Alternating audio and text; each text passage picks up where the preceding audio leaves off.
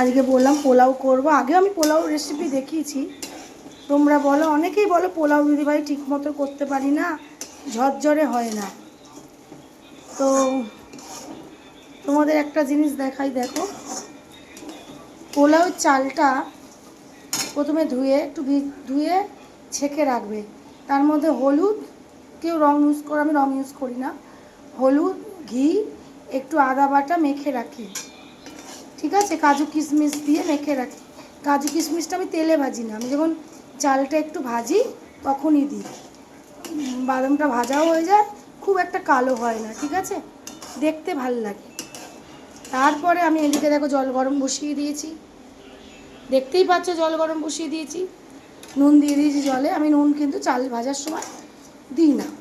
তো চালটাকে এমন করে ভাজতে হবে, না ভাজা হবে না হবে, একটু ঝরঝরে হবে ভাজাটা, মানে ধরে আস্তে আলতো আছে ধরে ধরে ভাজতে হবে ঘি দিয়ে, ঠিক আছে। ঘি, তেজপাতা, দারচিনি, লবঙ্গ, যে যেরকম ইউজ করো করো।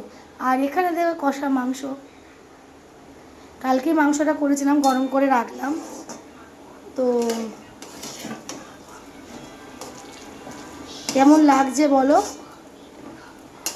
তো যতটা চাল নেবে তার 2 গুণ জল নেবে। যদি তুমি 2 বাটি চাল নাও তাহলে তোমাকে 6 বাটি যে জল নিতে হবে, ঠিক আছে,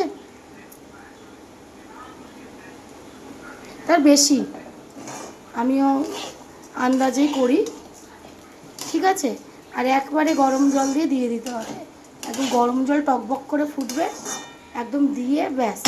তারপরে নুন টুন দেবে, আমি যতটুকু জানি ততটুকু। তো আমার হাতে তো পোলাও খেতে ভালোবাসে আমার যাটা সবাই। তো আমি সবে চান করে উঠলাম, লাইভ সেরে অনেকটা বেলা হয়ে গেছে, তো কিছু করার নেই, সবই সামলাতে হবে। তো এখনকার মতো টাটা।